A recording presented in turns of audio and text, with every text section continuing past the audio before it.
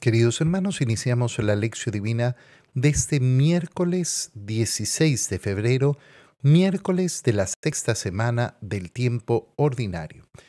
Por la señal de la Santa Cruz de nuestros enemigos, líbranos, Señor Dios nuestro, en el nombre del Padre, y del Hijo, y del Espíritu Santo. Amén. Señor mío y Dios mío, creo firmemente que estás aquí, que me ves, que me oyes. Te adoro con profunda reverencia, te pido perdón de mis pecados y gracia para hacer con fruto este tiempo de lección divina. Madre mía Inmaculada, San José, mi Padre y Señor, Ángel de mi guarda, interceded por mí.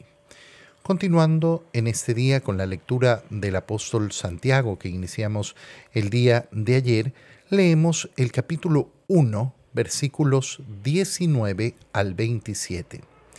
Queridos hermanos, tengan esto presente, que cada uno sea pronto para escuchar y lento para hablar, lento para enojarse, porque la ira del hombre no produce la rectitud que quiere Dios. Arranquen pues de ustedes toda impureza y maldad. Acepten dócilmente la palabra que ha sido sembrada en ustedes y es capaz de salvarlos. Pongan en práctica esa palabra y no se limiten a escucharla engañándose a ustedes mismos, pues quien escucha la palabra y no la pone en práctica se parece a un hombre que se mira la cara en un espejo y después de mirarse se da la media vuelta y al instante se olvida de cómo es. En cambio, el que se concentra en la ley perfecta de la libertad y es constante, no en oírla y olvidarla, sino en ponerla por obra, ese encontrará su felicidad en practicarla. Si alguno cree que es hombre religioso, pero no sabe poner freno a su lengua, él mismo se engaña y su religión no sirve de nada.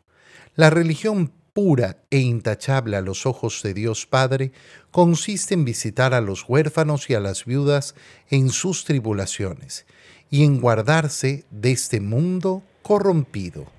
Palabra de Dios. Continuando entonces con esta lectura del apóstol, de la carta del apóstol Santiago, que iniciamos el día lunes pasado, entramos en un tema precioso y profundísimo sobre esa conciencia moral que tiene que tener el hombre. Que cada uno sea pronto para escuchar y lento para hablar. Es lo primero. Fíjate lo que hay de fondo en estas palabras que está diciendo Santiago y que son las que marcan el hilo conductor.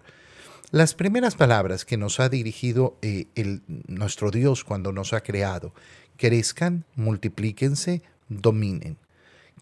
En ese dominio y en ese crecimiento, ¿qué es lo que tenemos que tener en cuenta? Crecer en nuestras virtudes, crecer en nuestras habilidades, crecer en nuestras capacidades, crecer en nuestro amor.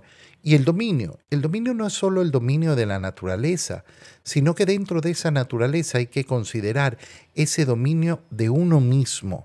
Bueno, lo primero que nos está diciendo Santiago en esta parte es: hay que dominarse a uno mismo. Y un modo muy claro, muy concreto de empezar ese dominio sobre uno mismo es ser pronto para escuchar y lento para hablar. Mucho escuchar, poco hablar. Qué importante. ¿Por qué? Porque es un gran freno a nuestra vida. Y ese freno está en miras a ese dominio de uno mismo. No se trata de ser poco conversón, no se trata de ser poco simpático, no se trata de poder participar de las conversaciones con las personas. Se trata, en primer lugar, de hacer una medición muy sencilla. ¿Yo escucho o hablo más? ¿Yo escucho a las personas o siempre tengo la necesidad de estar hablando y hablando más? Cuando una persona detecta efectivamente que es una persona reprimida, callada, que no participa, bueno, tendrá que esforzarse en ser más sociable, lógico. Aquí a lo que apunta el apóstol es a esa capacidad verdadera de escuchar al otro, querer escuchar al otro. Cuando una persona quiere escuchar a los demás, cuando cree verdaderamente que en el otro hay una riqueza que vale la pena. Cuando en cambio no somos buenos para escuchar al otro es porque creemos que el otro no tiene nada interesante que decirme. Y entonces, claro, si yo parto de esa base, yo no creo que en el otro hay algo interesante, no creo que hay algo interesante para escuchar. Bueno, es muy difícil llegar a un verdadero amor hacia los demás. Pronto para escuchar y lento para hablar. ¿Eso a qué nos lleva? A ser lentos para enojarnos.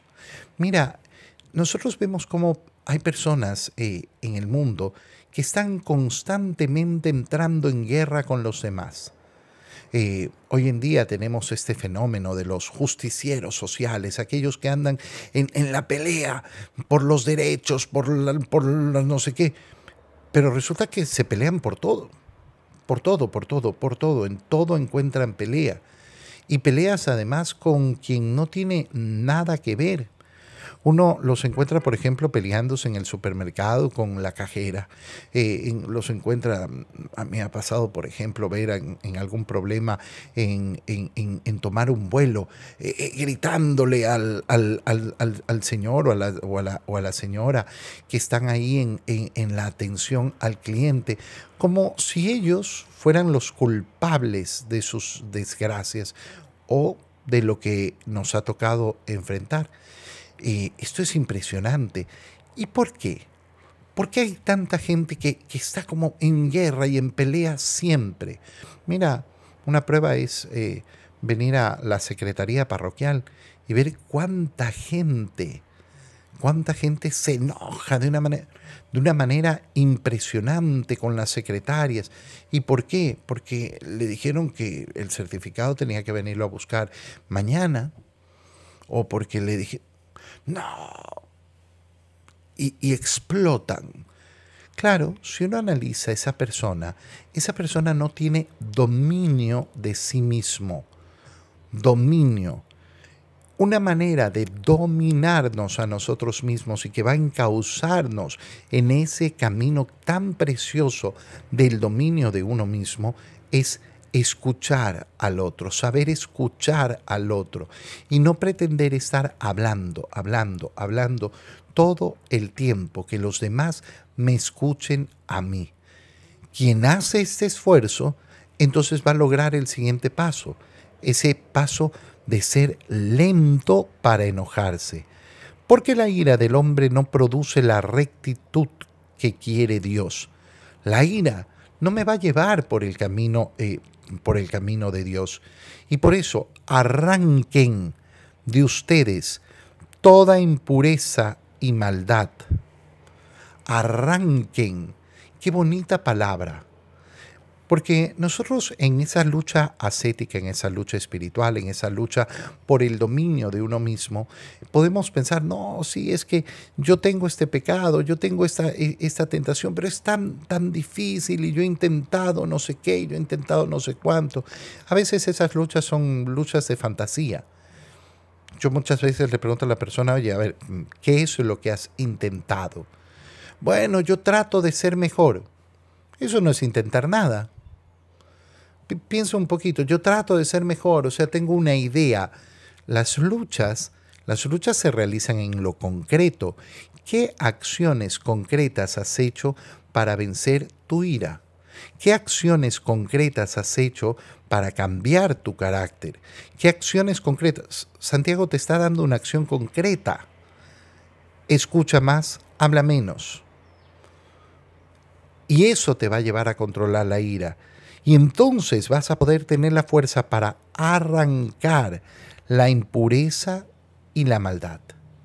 Arrancar, decíamos, una linda palabra, porque no se trata de ser un pasivo, sino de agarrar y sacar, de tener una acción decidida para cambiar esa situación. Arranquen de ustedes toda impureza, maldad, y acepten dócilmente la palabra que ha sido sembrada en ustedes. Aceptar con docilidad la palabra. Aceptar con docilidad la palabra. Oye, ¿cuántas personas no aceptan verdaderamente la palabra de Dios y están convencidos que son hombres y mujeres de fe? No, yo tengo una fe enorme. ¿Cumples lo que el Señor te dice? Sí, sí, yo cumplo. ¿Vas a misa todos los domingos? ¿Comulgas? No, eso no. Toma y come, toma y bebe. Era una orden bastante sencilla. No, pero es que lo que cumple con docilidad la palabra.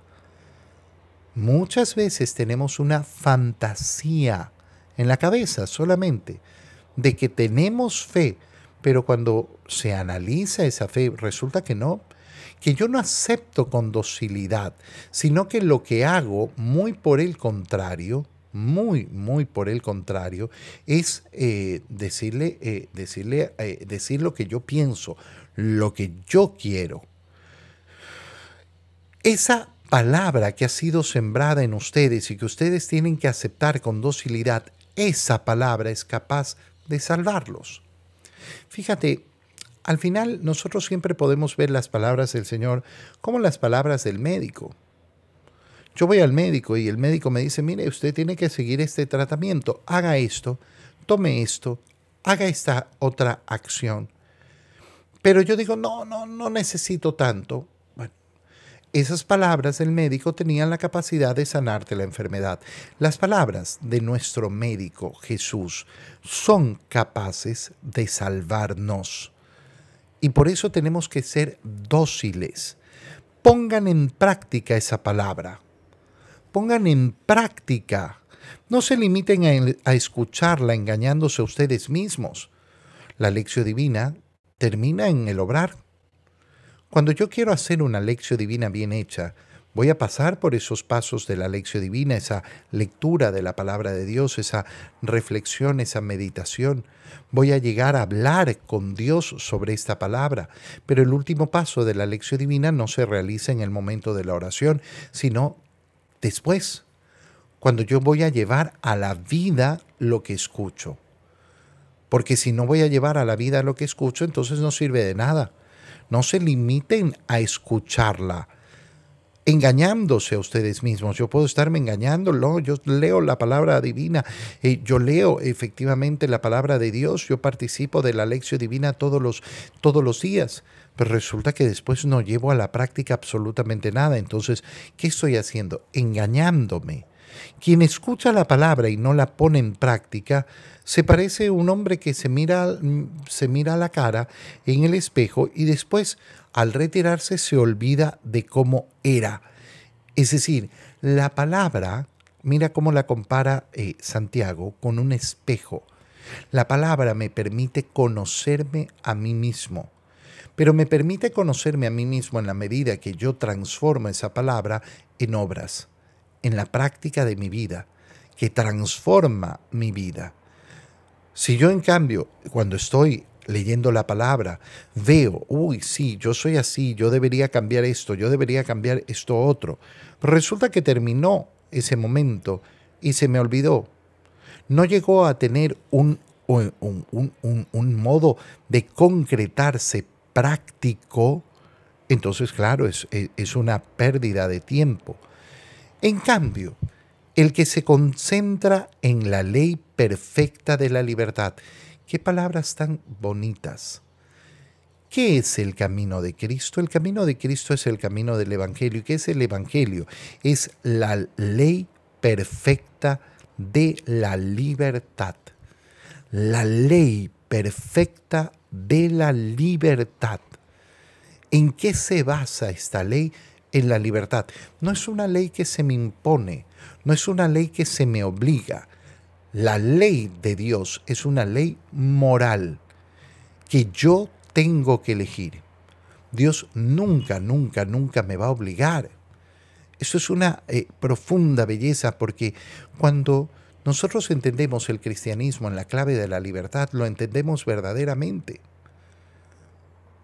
No puede haber cristianismo si no hay libertad, porque esta es la ley perfecta. No hay nada malo en ella, no hay nada mejorable en ella, pero es la ley perfecta de la libertad.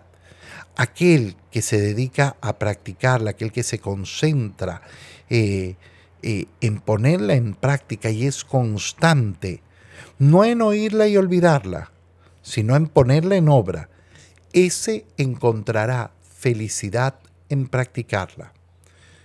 ¿Por qué hay personas que no encuentran la alegría en la vida? Bueno, porque no hay un esfuerzo en practicar la ley de Dios. Porque no hay un verdadero esfuerzo en practicar la ley de Dios. Porque nos engañamos a nosotros mismos.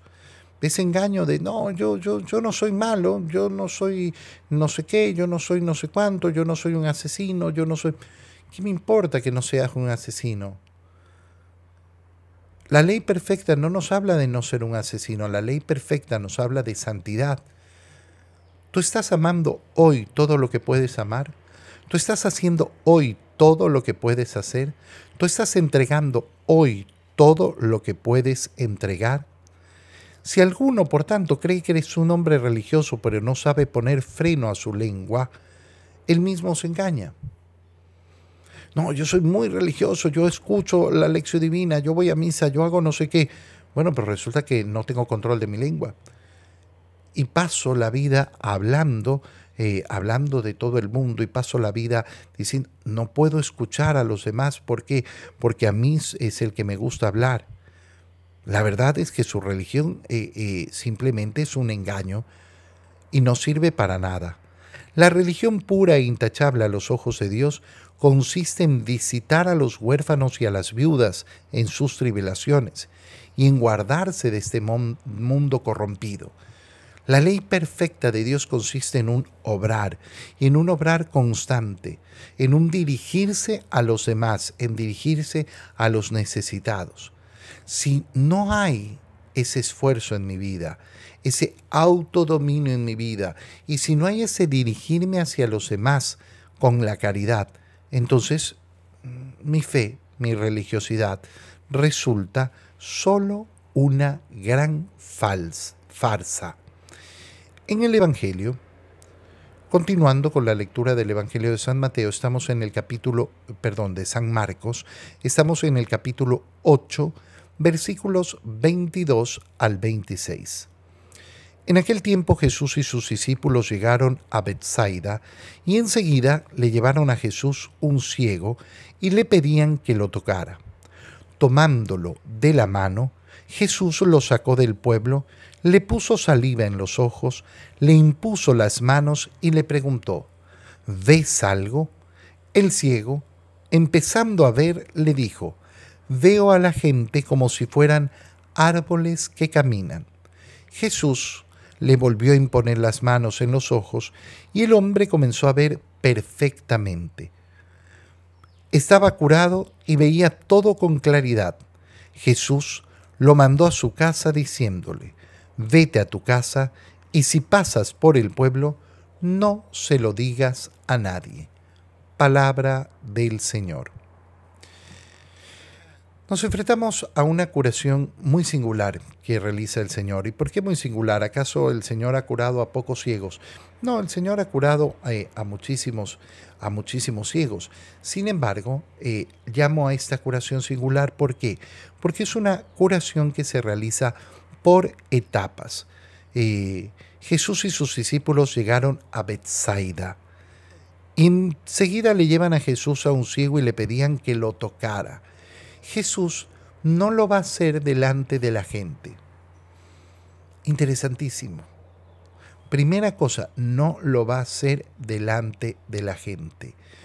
¿Por qué? Bueno, por muchos motivos o por algún motivo. ¿Cuál es el motivo que se ve inmediatamente? Jesús ha llegado a Betsaida y quiere pasar el tiempo ahí, quiere estar predicando, quiere compartir con esos amigos que tienen en Betsaida. Si realiza esta curación en público, seguramente todo se volverá conversación sobre esa curación de ese ciego. Y Jesús quiere aprovechar el tiempo para mucho más. Sabe que el corazón se va a centrar en eso. Posiblemente porque no quiere que le traigan una multitud de enfermos, porque quiere aprovechar el tiempo para otra cosa. Es importantísimo darse cuenta que el Señor escoge los momentos y el modo. Y escoge, ¿por qué? Porque siempre tiene en vista el bien mayor, el bien más grande. A veces nos cuesta comprender por qué. ¿Por qué no vamos a hacer esto? Bueno, no porque sea malo. Las decisiones en nuestra vida, yo espero que no tengan que pasar siempre por lo malo o lo bueno. No es la vida que queremos. La vida que uno quiere es pasar entre elegir lo bueno y lo mejor, lo más bueno. Y entonces el Señor está tomando esa decisión. ¿Puede curarlo ahí delante de todos? Sí, pero no lo va a hacer. Puede haber una razón, además, mucho más espiritual. Quiere apartar a este enfermo justamente para tener un momento de intimidad con él, separarlo de los demás. Y por eso es tan importante muchas veces el retirarnos de los demás para ese encuentro personal con el Señor. Cuando estamos acostumbrados solo a hacer las cosas en compañía de los demás, bueno, le tenemos mucho miedo a la soledad. Pero resulta que en esa soledad yo me encuentro con el Señor. Por tanto, no es soledad. Atento con esto. Él quiere estar a solas con este enfermo. Tomándolo de la mano, Jesús lo sacó del pueblo. Mira toda la acción, no es una acción. Primero, te tomo de la mano.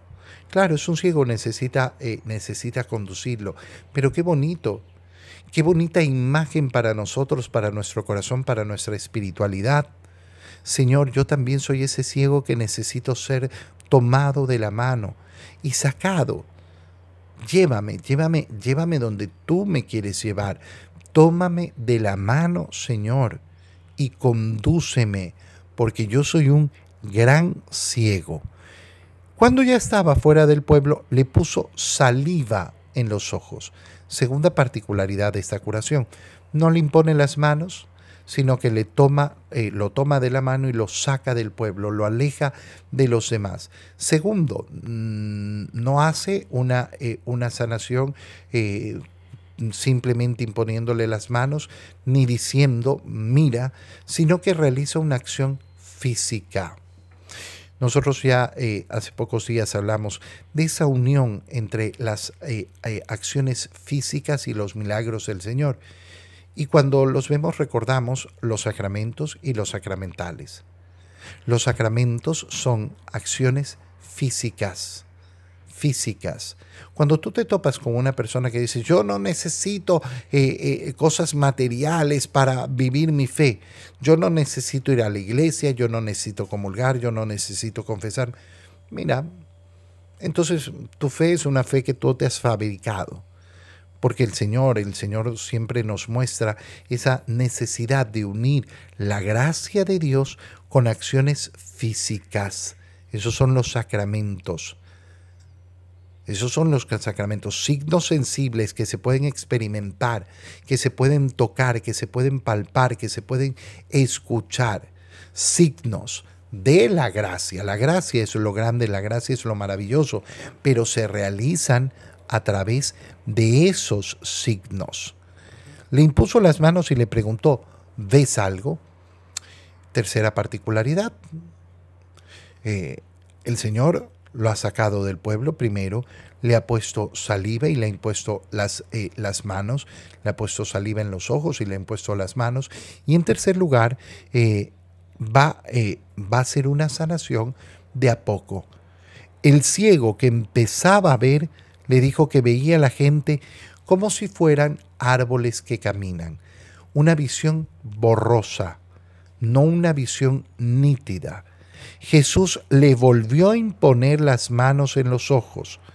Y ahora sí, el hombre comenzó a ver perfectamente bien, estaba curado y veía todo con claridad. ¿Por qué esta curación en 2 pasos? ¿Por qué esta curación de a poquito? ¿Ves algo? No, no. ¿El Señor qué? ¿No sabía que el ciego no estaba viendo? No, sí lo sabes, Dios. Y sin embargo nos quiere llevar poco a poco en esta curación. Y es tan bonito. Mira, si tú crees que hoy ves todo con claridad y nítidamente, ¿no será que te estás equivocando? ¿No será que la arrogancia, el orgullo, ¿m? están dominando tu corazón? Qué importante es presentarnos delante del Señor como esos ciegos que queremos ver. Y qué importante es darnos cuenta que en ese camino para poder ver, para poder ser iluminados por el Señor, es un camino que va en etapas, porque es un camino. Cuando el corazón anhela solo la inmediatez, no ha descubierto la esencia de esta vida. La esencia de esta vida es tiempo. La esencia de esta vida es un proceso, es un camino. Las cosas no son inmediatas. Nosotros somos probados en la paciencia constantemente y por eso la paciencia tiene que ser una virtud que marca nuestra vida constantemente. Y eso es lo que vemos efectivamente en esta curación, cómo se va abriendo la visión y qué bonito es decirle en nuestra oración de hoy al Señor, Señor, haz que yo vea siempre más. Haz que yo vea siempre más. No te canses de abrirme los ojos. No te canses. Llévalo a la práctica si quieres en tu vida de piedad. Señor, yo estoy haciendo todo lo que podría hacer en mi vida de piedad. Estoy demostrándote todo el amor que puedo demostrarte, porque posiblemente nos podemos quedar con la idea, no, yo ya hago esto y pensar que es suficiente. Preguntarle al Señor si Él cree que es suficiente. Yo tengo esta vida, ya, esto es lo que yo tengo que hacer. Muy bien, pregúntale al Señor, Señor, ¿tú estás a gusto y satisfecho conmigo totalmente? ¿No hay nada más que yo podría hacer? Posiblemente estoy haciendo muchísimas cosas bien. Maravilloso, maravilloso. Pero preguntarle al Señor, ¿hay más? ¿Hay más que tú quieres de mí? No preguntárnoslo a nosotros mismos. No caer en lo que hemos leído en la primera lectura, ¿no? Engañarnos a nosotros mismos. En las relaciones con los demás, yo estoy peleado con fulano, yo estoy peleado con sutano, yo tengo problemas con no sé quién, yo tengo problemas. En esa pelea, yo tengo una visión perfecta de lo que sucedió. En ese resentimiento que tengo, yo tengo una visión perfecta de lo que sucedió. ¿O será que tengo una visión borrosa, que no estoy viendo todo lo que debo ver, que no estoy viendo al otro, que no estoy viendo lo que hizo? Qué importante en la relación con los demás pedirle al Señor que yo pueda ver y ver con claridad. ¿Para qué? Justamente para no quedarme en esa ceguera. Jesús, después de curarlo, lo mandó a su casa diciéndole, vete a tu casa y si pasas por el pueblo, no le digas a nadie nada. No le digas a nadie nada. Esto no está para simplemente andarlo gritando. Esto está para que lo guardes tú, lo conserves tú. Hay muchas cosas en nuestra vida que el Señor no nos llama a divulgarlas, sino a guardarlas en nuestro corazón, a guardarlas profundamente en nuestro corazón, como nos lo muestra el ejemplo de María. Te doy gracias, Dios mío, por los buenos propósitos, afectos e inspiraciones que me has comunicado en este tiempo de lección divina. Te pido ayuda para ponerlos por obra. Madre mía Inmaculada, San José, mi Padre y Señor, Ángel de mi guarda, interceded por mí. María, Madre de la Iglesia, ruega por nosotros. Queridos hermanos, que tengan todos un feliz día.